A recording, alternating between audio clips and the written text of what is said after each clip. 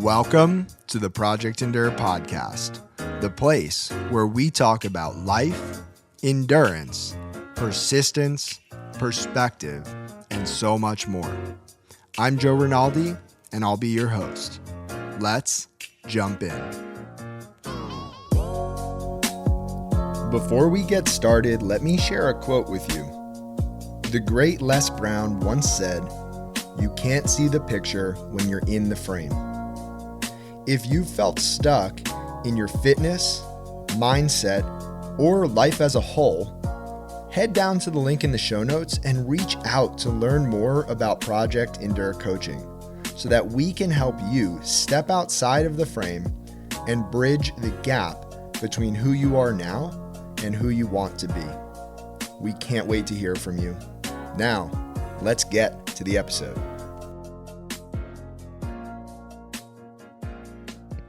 Welcome back to the Project Endure podcast. This is a bonus episode with me, Joe Rinaldi.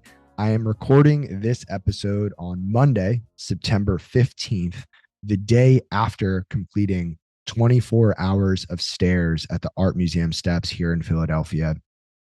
You'll have to excuse me because I don't know how this episode will unfold. I have a few notes, but even with a lot of sleep and some time to recover and reflect, my brain is in a bit of a fog. I told this to a few people on the steps, and I believe I even mentioned it in last year's recap, but I don't drink. It's been over 12 years since I've touched alcohol, and this is the closest I've come to feeling drunk ever since, is being awake for 24 hours plus, exerting energy physically to the extent that I did. And so bear with me. There will be some good stuff in here. And I'm going to kick this all off with a bit of context for those listening who have no idea what I'm talking about. Each year for, I believe, the past 8 years, Legacy of Hope here in Philadelphia puts on a 24-hour stair climb.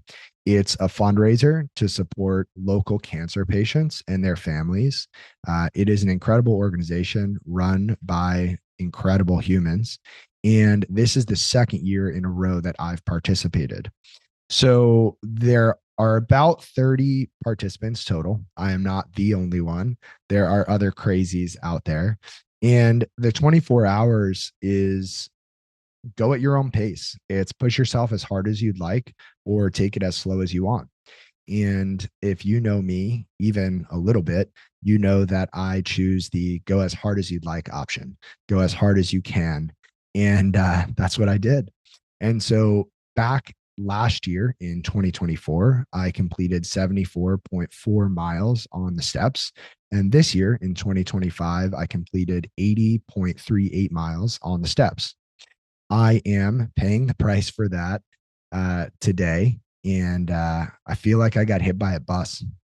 And so how I'm feeling right now, I came into this experience with cervical radiculopathy. You can think of it as just neck pain with some arm symptoms. And I am so grateful that that did not flare up during this event. To be honest, once I got through the first couple of hours, I almost forgot that it was there. And that was a huge blessing. It is back today, but it's back to where it was before the event. And so it doesn't feel like I'm worse off for it. Leg soreness is there. Brain fog is there. Overall fatigue is there. I've had yesterday and again today trouble regulating body temperature. 1 minute I am sweating, just so hot, feels like I'm in a sauna, and the next minute I'm shivering. But the big, I'll say complaint, but the big challenge has been my left foot. And I'll talk a little bit more about that later, but it's just, it is so tender. It is hard to put weight on. And that seems to be kind of the battle wound that I'm walking out of this with. So with that being said, I'm going to jump right into game plan for this event. And last year I talked about it on the podcast. I had the goal of averaging 3 miles an hour, so on and so forth. This year, I wanted to beat what I did last year. So I figured I would go out and I would get a little bit ahead on mileage. I would build a bit of a buffer. And so I ended up going out a little too hot, which is characteristic of me at this point. I ran a little over 5 miles in that first hour, which if you're unsure of how to process that, because 5 miles in an hour of just running is nothing insane. I was running up and down a flight of stairs, and 5 miles an hour is essentially okay, math is going to be hard in this moment, but it's a nine something pace. I would imagine. No, 10, it's a 10 something pace, but that is up and down a flight of stairs for an entire hour. And so came out of the gate hot, cooled it down a little bit, ended up averaging 4 miles an hour, a little over four, a little under four, to the point where through 5 hours, I was at about 20 miles. So I was averaging 4 miles per hour. So I had built that buffer that I wanted. It was hot. It was much hotter than I thought it would be based on the weather forecast earlier on in the week. I believe we were in the low to mid 80s, but it felt like 90 or over 90 at points. And when you're running continuously up and down steps, exerting energy, a feel of 90 feels even hotter. And the hard part about that was regulating heart rate. It was getting in enough fluid and electrolytes, and it was forcing down food. If you're listening to this and you've ever been in a similar situation, you know that when you're hot, when you're exerting yourself, food is just not appealing, especially when food is sitting in your stomach and you kind of have that bounce up and down as you run, as you climb. It's just uncomfortable. And so I knew in my head that I needed to stay ahead on food. So that's what I did. I was aiming for between 80 and 100 grams of carbohydrates each hour. I'm sure there were certain hours where I was ahead of that. There were many hours where I was behind on that. I was aiming for 24 to 30 ounces of water per hour. I did a pretty good job of that with 1,000 milligrams of sodium, give or take, depending on the time of day, depending on how I was feeling. And so that was the game plan. Once I got through those first 5 hours, I was aiming to average a little over 3 miles per hour. I was consuming 80 to 100 grams of carbs, 24 to 30 ounces of water, and 1,000 milligrams of sodium, plus or minus a few hundred. And so, with all of that being said, I want to pause here for a second and explain that this year, the stairs happened on Michaela's birthday. If you're listening and you don't know me very well, Michaela is my wife, and September 13th is her birthday. And that is the first day of this event this year. She is so patient, understanding, supportive, loving. There aren't enough adjectives in the world to describe all of her incredible qualities. And that culminated in her letting me know that it is okay. It was okay with her for me to do this event on her birthday. I double checked, triple checked, and I believe her when she said that. I believed her when she said that. And she was just amazing. Super, super selfless, supportive, and just there for me and what I needed. I did the best that I could to make the day special for her, even though I would be occupied running up and down stairs for 24 hours. But she had a nice day, and I am just so grateful and thankful for her, because I would not be able to do things like this or much of what I do without her love and support and encouragement. And she is as big a part of any success that I have as I am, if not more. So, Michaela, if you're listening to this, thank you. I love you so, so much. And I'm glad that you had a great birthday. And I'm looking forward to celebrating more over the coming week. So, from there, I am very grateful for all of the people who supported this weekend, both up close and from afar. I think one of the highlights for me was having my parents there, Michaela, her parents, her siblings, our nieces and nephew all show up at the steps at the same time. That was very, very special for me. You know, everyone took turns running and or walking up the stairs with me, including our 7-year old, soon to be 8-year old nephew, Aiden. We went on a vacation over the summer as a family, and there was a pretty big set of stairs at the Airbnb we had stayed at. And he just was out there with me for what felt like a long time, maybe hours running up and down these stairs as a 7-year old. And he got to the steps, and I believe he ran almost 2 miles up and down the steps with me. And that just gave me such a boost. And there's something so special about having people in your life who are willing to just support, and not only willing, but excited to support. And so that time with family meant so much to me. We sang Michaela happy birthday. I attempted to embarrass her a bit, and it was all good. And so they left, later on in the afternoon. I said goodbye. And that was where things started to get hard, I guess, for the second time. And so I'll rewind here and overview the three lowest points of the entire experience for me. The first lowest point was before everyone got there. It was the first 5 or 6 hours. It was when it was hot. It was when I didn't want to eat. It was when things sucked right from the beginning. And I've described this before on the bonus episode that I did on the 2022 New York City Marathon. But, and maybe you could relate, but maybe you can't. Either way, when things are really, really hard, there's almost this feeling that overlaps with homesick. It's almost like when I went away to college for the first time, I had this pit in my stomach. I missed my parents. And when I was on the stairs this weekend in those first 5 or 6 hours, and it was hard, and I just was thinking, how in the world am I going to do this for another almost 20 hours? I felt homesick. I felt almost like a victim, which I know sounds insane because I was the one who chose to be out there. Um, but it's the closest I can get to describing that feeling. It's just a pit in the stomach.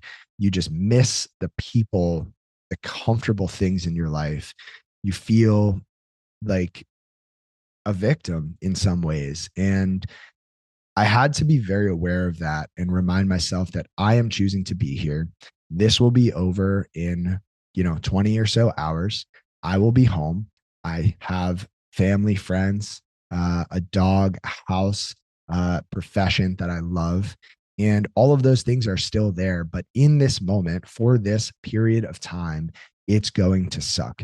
And I chose that, and it's okay. And you have to keep going. So that was the first low moment of the experience. The second low moment was in the afternoon when all of our family left. And you kind of feel that wave of loneliness hit again. And of course, you're out there with friends, you're out there with clients, you're out there with people who know you and are cheering for you and supporting you. And yet you feel alone. You feel alone because you're experiencing this inward struggle and even suffering at times that you can't cry out and express. You're not in a position to vent or complain. Again, I chose to be there. And so I'm holding all of these feelings inside, wishing that there were, people there, longing for some of the comfortable things in life. And you just put one foot in front of the other, and eventually those feelings pass. So we get toward the evening time. The sun starts to set. As all of that is happening, James Boria, who's a great friend and a client of mine who has a great skill and talent for photography, videography, was there. He came all the way from Long Island to take some pictures, take some video. It was great to see him. That gave me a bit of a boost. There's something about having a camera there that is aimed at you that makes you work a little bit harder. So I definitely worked a bit harder while James was there. He left, the sun set, it starts to get cooler outside.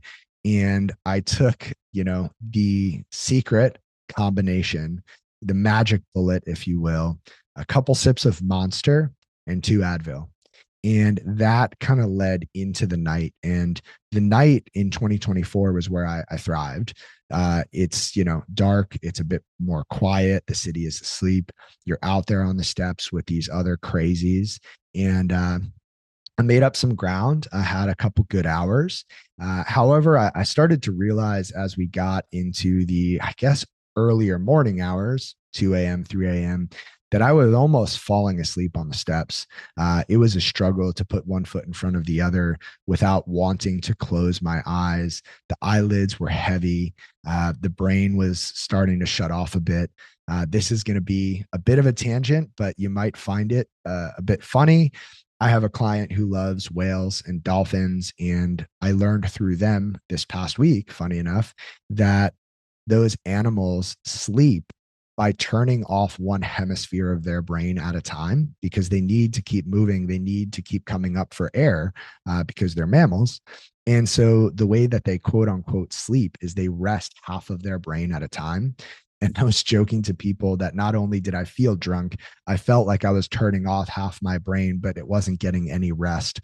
And I was just a bit delusional out there on the steps, as I think all of us were. It's hilarious to look back and think of some of those moments and exchanges that I had with other people on the steps where, you shout out one thing and there's a 5 second lag before their brain can process what you said and then shout something back. There was a lot of incoherent communication. It was just, it's wild. But anyway, the third low moment of the experience was feeling some foot pain and some pain from chafing.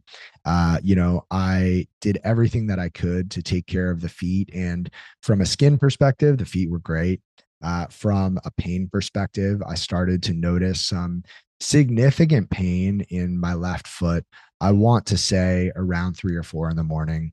And so at that point, we have 5 or 6 hours left. My foot is hurting. In order to keep pace for what I had in mind at that moment, which was 80 miles, I needed to keep moving. And so, to keep it simple, I pushed through the pain.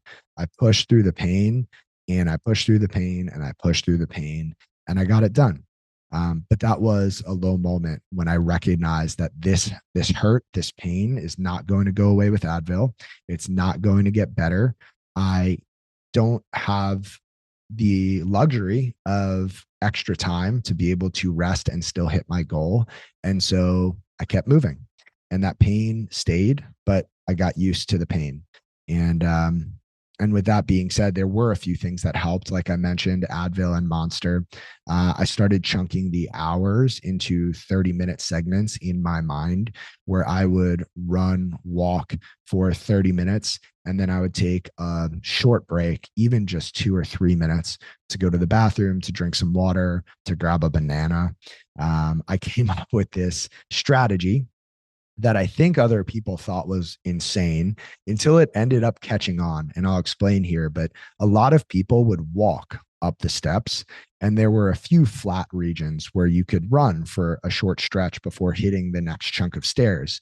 So a lot of people walked the steps and ran on the flat. I did the opposite. I ran the steps and I walked the flats. And the reason that worked and the reason it caught on for a few other people is because when you're walking up the steps, you're still exerting energy. It's still hard. Your legs are still working. And then when you run the flat, you're still working your legs. You're exerting more energy. And so you're almost never getting a break while you're climbing the stairs, even though that is the intention at a certain point, is to conserve energy. So when you run the steps, in a way, it's almost easier because it goes by a bit more quickly. And yes, it requires some more energy, but when you get to that flat at the top, you get a really nice walking break. And so that became the strategy. It latched on for a few other people, and we started to do that together for the last couple of hours. The other thing that kept me going and helped was just the fist bumps, the short conversations, the smiles, cheering others on. There's something really special and hard to describe about being in such a hard situation with other humans who are also in that hard situation, it keeps you going. And on that note, one of the reflections that I've had so far is that what I did, what we did over the weekend is not normal. I tell people about this. I talk to people about the things that I do. And, to run up and down a set of stairs for 24 hours is one of the most abnormal, insane things that I think a lot of people hear on any given stretch of time. That's just a wild thing to say. And yet, when you surround yourself with other people who also see the world in a similar way, who also value doing hard things, it almost feels normal. And it's really nice to do something so crazy and to feel so normal while you're doing it. One of my favorite quotes ever, if you've listened to the podcast, you've heard it, I'm sure, at least once, from Friedrich Nietzsche, who said, "Those who dance are considered insane by those who can't hear the music." And so on the steps, through conversation, through internal reflection, I realized that if I could have one trait, if I could only embody one characteristic, it would be relentlessness. It would be the willingness to be relentless and to not stop, not quit, not give in when things get hard. you know Growth comes from doing hard things. I've read many quotes before into this microphone, and I'm going to read this quote again because it is one of my all-time favorites. It was on last year's recap episode. It is from Matt Fitzgerald, who said, "Every athlete who has pushed beyond his or her known limits of endurance in the quest for improvement understands these sentiments. There is no experience quite like that of driving yourself to the point of wanting to give up and then not giving up. In that moment of raw reality, when something inside you asks, how bad do you want it? An inner curtain is drawn open, revealing a part of you that is not seen except in moments of crisis. And when your answer is to keep pushing, you come away from the trial with the kind of self knowledge and self respect that can't be bought." Whether it's running a marathon, running an ultra marathon, or doing anything hard in life, people talk about the wall. I'll put the wall in air quotes because to me, it's not a wall, it's a curtain. It's what that quote just expressed. Instead of this wall that is insurmountable, you can't get around, you can't get over, you can't get through, I like to think of it as a curtain. It looks like a wall. As you're approaching this thing, it looks and feels like a wall. You see it in the distance and you think, or your gut reaction is, I won't be able to overcome this. There's no way I can get through this. But if you have the courage to keep moving, to get closer, you realize that it's not a wall, it's a curtain. And when you get up close to that curtain, you get the opportunity and have the privilege of pulling it open and stepping to the other side where you know more about yourself, you respect yourself more, and you are stronger and better off on the other side. That's what the wall is all about. That's what the curtain is all about. And so from there, another reflection, which again is just a reinforcement from last year's endeavor, it comes in waves, right? The hard, the easy, the good, the bad, it all comes in waves. And it's so similar to life. We can't predict what tomorrow will bring. We can't even predict what the next hour of this day will bring whenever you're listening to this podcast. Sometimes it's a high, sometimes it's a low. But there's one thing for sure. We can all control the same controllables: our attitude and our effort. The umbrella over that is that we can control our choices. And you have to choose to ride the waves well. When the highs come, on the stairs, when you're feeling good, you milk that. You ride that. You run as long as you can run when you're feeling good. And when the lows come on the stairs, you walk, you hobble, you put one foot in front of the other, and you don't stop because you know another high will come. You don't know when, you don't know how, but you know it will. And so to get to the other side of anything hard in this life, you have to keep moving. And one of the blessings about an experience like this, the 24 hours on the stairs, is that you get to do hard things with good people. You get to be in it with others. And it's much easier to keep going when you have other people who are doing it with you, other people who are pushing you. When you're in a low and someone else is in a high and they can drag you along for the ride, it makes it so much better. Overall, hard things can be fun things when they're approached with the right attitude. And there are so many people that I would love to shout out on this podcast. Too many to name, but I'll name a few. Gina and Mike for organizing such an impactful, incredible experience.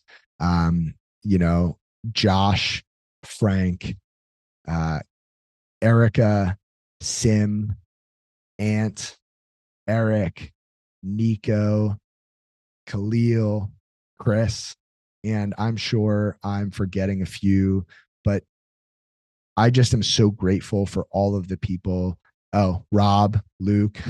I'm sure there will be more names that come to mind after I'm done recording. So if I'm forgetting you, it's not because I forget you. It's just because my brain is not working at 100%. There's so many people who made this experience great all the way around, and I'm so thankful that I got to share it with them. Just to start to wrap this up, because I have no idea how long this has been, and I'm sure I could ramble forever in this state of mind. I completed, like I had mentioned, 80.38 miles on the stairs. It is the furthest distance I've ever run. And I am satisfied with that effort. I left it all out there. I left it all out there and I thought about all of the people in my life, friends, clients, acquaintances, etc., who do hard things. And it was my turn to do something hard, to walk hand in hand in the trenches with the other people in my life who are pursuing growth, who are pushing limits, who are existing in a state of discomfort. And I'm so, so thankful for all the support. I am overwhelmed with all of the texts and the DMs and the communication that has come in over the past 48, 72 hours. I I will get back to you as soon as I'm able.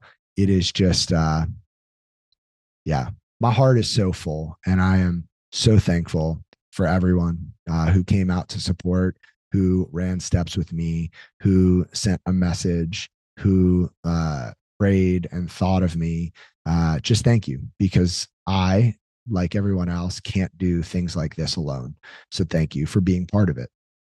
I guess a couple other quick reflections. You know, my dad came on Saturday during the day, and then he came again from an hour and a half away. He got there at 4:30 in the morning on Sunday, and I just want to thank him extra because that meant a lot and it helped me a lot. And I see a lot of the qualities that I have come from him and my mom, of course. But that selflessness that he has really really means a lot, and it shines through in the way that he shows up. So thank you, Dad, and thank you, Mom.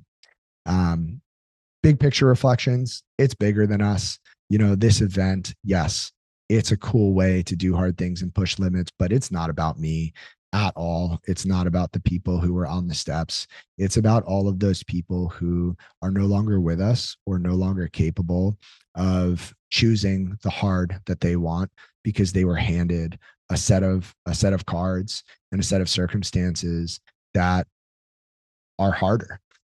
People battling cancer, people battling other illnesses, people who don't get to be here anymore. It was about them. It's about supporting them, honoring them, lifting them up, and doing hard things for them. And so, if you're listening to this episode, just know that While I do hard things, life is so much bigger than me, and none of this is about me. And I hope that you can see that. I hope that you can see some of what I'm talking about in yourself. I hope that you can walk away from listening to this with encouragement to go do hard things for other people in your life who you care about. Another thing that I've been thinking about over the past weekend, I guess, is that health is just such a blessing. And it's really easy to take health for granted. It's really easy to walk around on any given day and have a number of problems but not realize that you have the biggest blessing, which is the ability to move around unencumbered, to navigate your environment, to do whatever it is that you want to do because you have health. That is such a blessing. Don't lose sight of that. And I guess last, in terms of reflection, life is hard, and life is beautiful. And that all happens at the same time. We can turn adversities into rich life experiences when we come together and pursue meaningful things. I have a couple other quick thoughts that really revolve around quotes, and so I'll read a few quotes and then I will wrap this up. One of my favorite quotes is from Elizabeth Kubler-Ross, and I realize that I've said that phrase, one of my favorite quotes, multiple times already in this recording, and it's just because I love quotes. So Elizabeth Kubler-Ross once said, "The most beautiful people we have known are those who have known defeat, known suffering, known struggle, known loss, and have found their way out of the depths. These persons have an appreciation, a sensitivity, and an understanding of life that fills them with compassion, gentleness, and a deep, loving concern. Beautiful people do not just happen." If you're going through a hard season, a hard time, a challenging set of circumstances, understand that this is here to grow you. This is here to shape you. This is here to help you learn. This is here to make you the person that you're meant to be. So lean into that. The next quote is from Chuck Palahniuk, who said, "It's so hard to forget pain, but it's even harder to remember sweetness. We have no scar to show for happiness. We learn so little from peace." There's a lot of truth in those few short sentences. It is hard to forget pain. It leaves its mark, it leaves its a scar. It's hard to remember sweetness and happiness because there's no scar, there's no mark. And I think the two separate thoughts I would love to highlight is that on the pain side of things, again, we learn, we grow from that. Don't forget that. It might be hard to forget, but you don't want to forget that because it is making you into the person that you are. It has made you into the person that you are. And on the other side, happiness is hard to remember because there is no scar, there is no mark. But do everything you can to document, to hold on, to remember the sweetness of life because there is so much sweetness, and it's important to hold on to that. I will say this next one from Eric Greitens circulates my mind on a weekly basis. He said, "Resilience is distinct from mere survival and more than mere endurance. Resilience is often endurance with direction." I'll read one here from Angela Duckworth, who said, "When you keep searching for ways to change your situation for the better, you stand a chance of finding them. When you stop searching, assuming they can't be found, you guarantee they won." The next one from Tim Ferriss reads, "Think big and don't listen to people who tell you it can't be done. Life's too short to think small."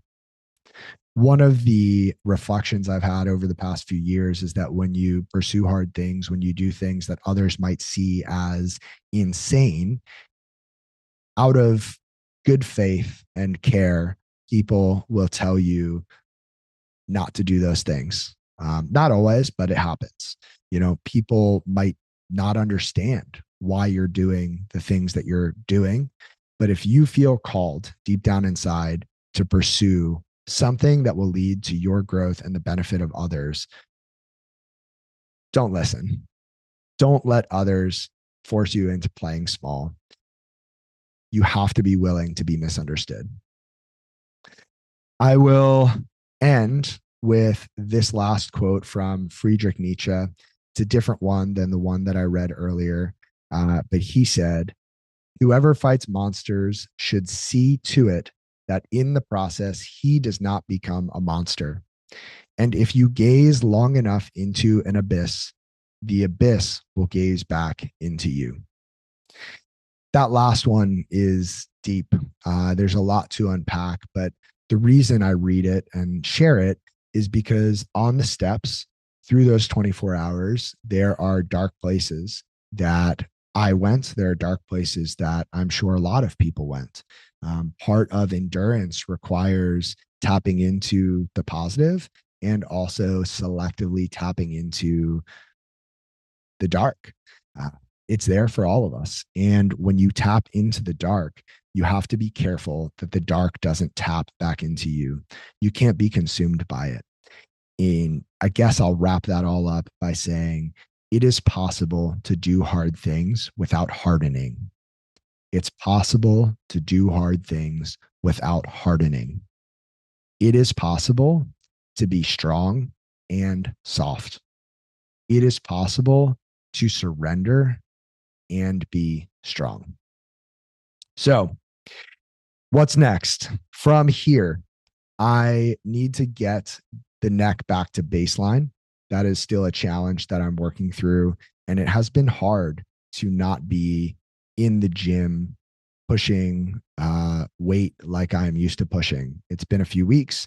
I am going to really focus in on getting back to baseline there. I need to figure out how to continue the run streak.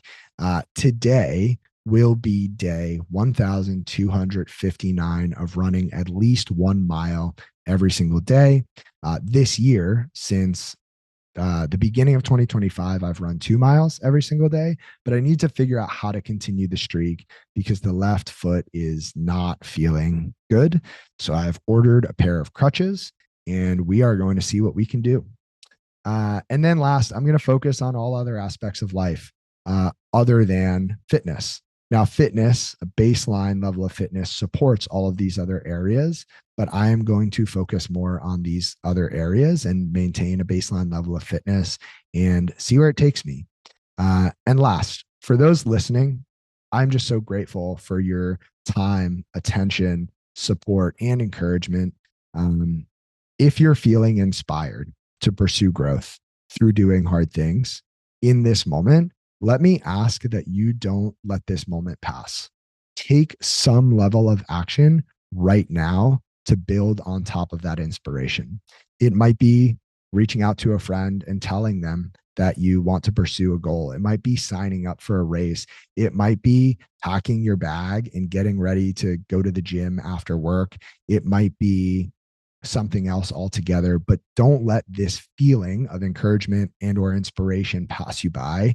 I think it happens all the time and we need to capitalize. When we feel called to do something, we need to take action because while it's great to think about things, it's great to reflect on things, it's great to feel motivated. The truth is nothing changes if nothing changes. So go take that next step, go take that action. And if there's any way that I can support you in that, please let me know, whether that's through coaching, whether it's as a friend, or it's something else altogether. I support you in pushing limits. And from here, all I have left to say is thank you, and I will talk to you soon. If you enjoyed this episode of the Project Indoor podcast, go ahead and subscribe, leave a review on your platform of choice, and share this episode with a friend. It helps us get more conversations like this out to more people like you. We appreciate you, and we'll talk to you next time. And one more thing. If you're looking for a community of people all striving to be better together, check out the Project Indoor Hard Things Club. The link is in the description below. we'd love to have you.